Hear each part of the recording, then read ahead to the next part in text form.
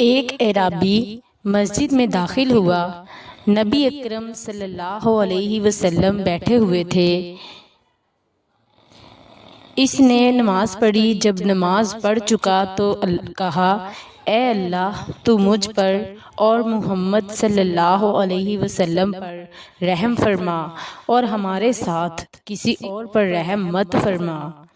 نبی اکرم صلی اللہ علیہ وآلہ وسلم نے اس کی طرف متوجہ ہو کر فرمایا، تم نے ایک کشادہ چیز یعنی رحمت الہی کو تنگ کر دیا۔